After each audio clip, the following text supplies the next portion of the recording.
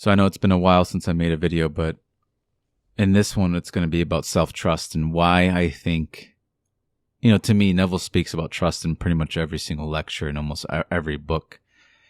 And it's about trusting this being within us. And something I've noticed on these one-on-ones, a lot of people don't have trust in them. They don't trust their imaginations. But they do, and they don't realize that. They always trust it when it's fearful, and they never trust in what they imagine that they love. They never trust in the reality. In every single dream that is within us, there is a pearl of reality that you should seek after and find.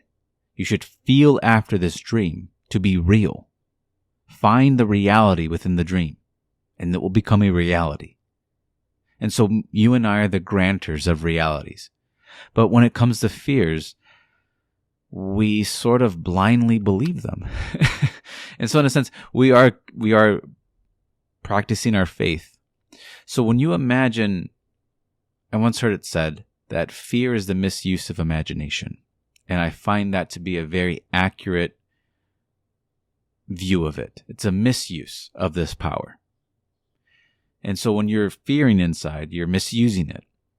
You're trusting in fear when you imagine. And if you can see imagining as trusting in a sense, because it is, but it's the acknowledgement of your faith that, in my opinion, is what seems to create in your life. And so when you start to believe and have faith in the things you imagine, what starts to happen is you start to create a life based upon what you're imagining. And so your life becomes made up from your own faith. And you live in a world based on your own personal faith. And so what I hope for you is you trust and you hope in what you love. Because we're told by all things, he created all things, that our imagination has created all things. And it finds pleasure and it creates in when we have trust in it. And Neville speaks extensively on trust and trusting this inner being, that you must trust him. Neville says, I trust him implicitly. I completely yield and give my entire trust to what I've imagined. He says, I ask myself, is it done? And then I answer and I say yes. And then I trust entirely in that yes. Entirely. And he says, even if there's mountains in front of you and doubtful words coming at you, can you remain still in your firm foundation in what you have trusted and what you have imagined? And then when you do that, and you see that the world has been created on faith, you won't doubt your faith anymore, and you won't misuse it. So I think that many people don't even doubt. I think some doubt, but I think many people simply misuse their power. They misuse it by imagining what they fear. And to imagine what you fear is to imagine yourself. It implies something about you. And so your whole world inside of yourself is implying something about you. It's implying that you're either powerless, that you're imagining yourself to be weak. Does it not say in the scripture, let the weak say, I am strong? What am I changing there? The state. And you have to separate the state versus the I am, which is you. The self and the state have to be separated, or else you're going to conform and attach yourself to certain states that you do not want to. You're going to think you are certain things that you don't want to be. You're going to think they're permanent, but they're not permanent. Neville said, if you don't like the state you're in, move to another. And so this is about being. It's not about trying to get something. That has to be reiterated over. It's not about trying to get something. It's about changing oneself. It's about being. When Neville says no one to change but self, that means you change your being. What are you being? That's what you change. The I am will always stay the same. The self stays the same. What the self is occupied in, the house in which it dwells or where it lives, changes, but the self stays the same. This has to be acknowledged and it has to be thought about for think about this for at least a few months and understand what's being said. That there's a difference between the self and the state in which the self occupies. What are you occupying? And be honest with yourself. What do you think about yourself? What states are you think? You might dislike the states you think about, but you think you have to stay. But you don't have to. It's simply a choice that you make inside. You learn to say no. Nobody just dates anybody. At least you shouldn't. But nobody dates just anybody. You shouldn't just think any thought. You shouldn't just conform to anything you think. It's a choice of conformity. It's a willingness to trust in what you've imagined. So who are you trusting in when you trust? Because you have to trust in a who. And what you trust in is your dream, your imaginal self. You trust in your imaginal self to make it a reality. And that is what you're doing all the time. Because we can't get around imagining. We imagine more than we eat food. And look how much we eat food. And look how much we need food. And yet we imagine more. Imagining is more intertwined with us than eating food. It's so embedded in our lives, and it matters what we speak inside. And it's not to scare anyone. It means that it's being listened to. You're listening to it. You ever had someone speak to you, but you don't really want to pay attention to them, so you kind of just zone them out?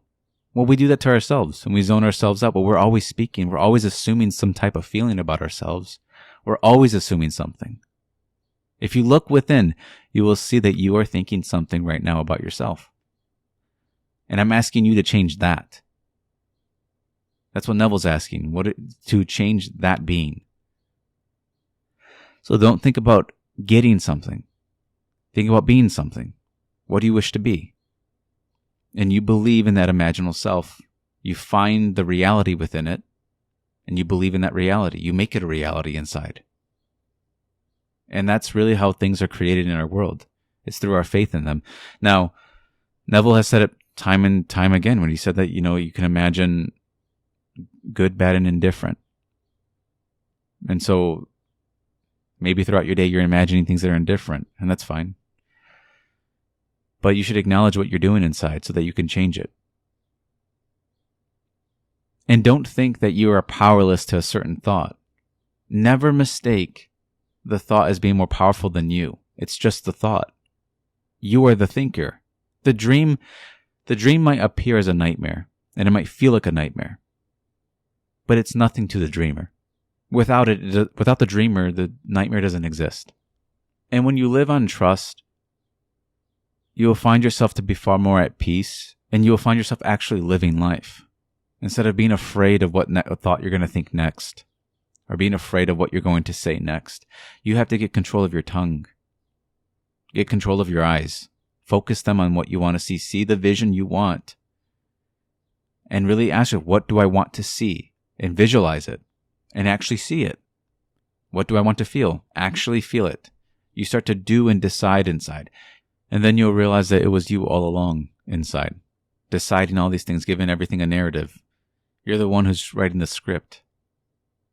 And you have to take your power back. Because it doesn't disappear just because you don't acknowledge it. It exists, it's just not simply being used. And many of us know the law, but we don't use it consciously. We know everything about it, and I'm guilty of this, but you don't apply it. And all I can say is that every time I've applied it, it's like ecstasy. It always feels so wonderful to actually apply the law. It's when I'm not applying it, when I'm thinking in circles or going back to the past, or when I'm fearing my future, that I'm not applying it. But once I start to apply it, I go back to myself. Always remember this, there is no one to change but self.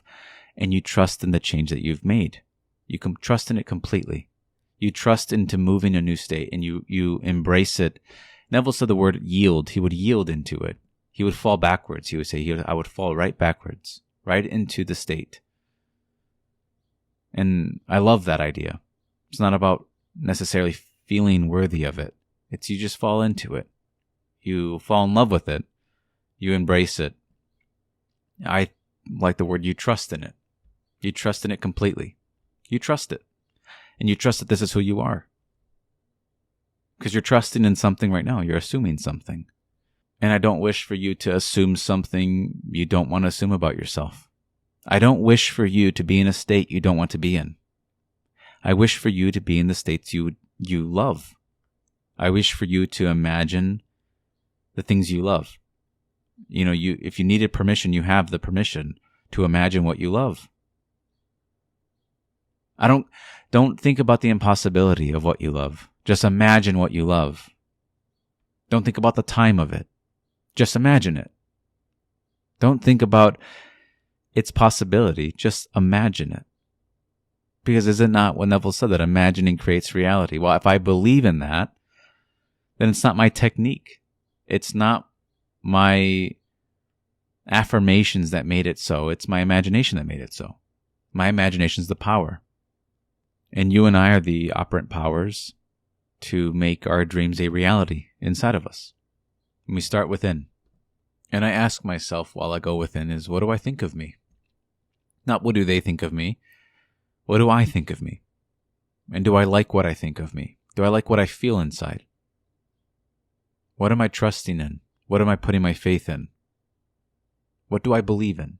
It says that whatsoever you desire, believe you have it and you will.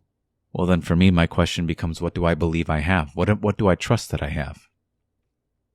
But I think what Neville said is, to me, knowing a change but self is something you can think about for the rest of your life. It's something you can contemplate on. Is it true? Well, the only way we would know is if we tested it. But what I'm trying to get you to do is to not be afraid to change yourself. I've noticed a lot of my motivation for speaking is to affirm and reassure you that you don't have to be afraid to change into something that you want to. Even if you've been in a state for a very long time, you have to see it as a state. Because if you don't see it as a state, you'll see it as yourself, and then you won't be able to change it. If you see it as a state, you can move into a different one. As Neville said, it's like a city that you're passing through. The city doesn't disappear, but you can go back to it if you want, but you can move into a different city. You might even move from a state that you once loved, and that's fine. You might desire to be something different, feel something different about yourself. Well, don't leave yourself in want, and don't leave yourself in desire. Fulfill it. And as Neville said, ask yourself, is it done? And you reply with yes, and you trust in it entirely. And you might think that you're trusting in a God to do it, but then eventually you'll see you're just trusting in yourself. That's all you're doing. You're just simply trusting in yourself. And it will be so obvious when you see it. And you will see how we're trusting in so many false gods in this world. And we have been wrapped into so many mental prisons. But you will find yourself to be your own savior and your own freedom that you've been seeking. You'll find yourself to be your own granter, in a sense. You grant the things you wish inside.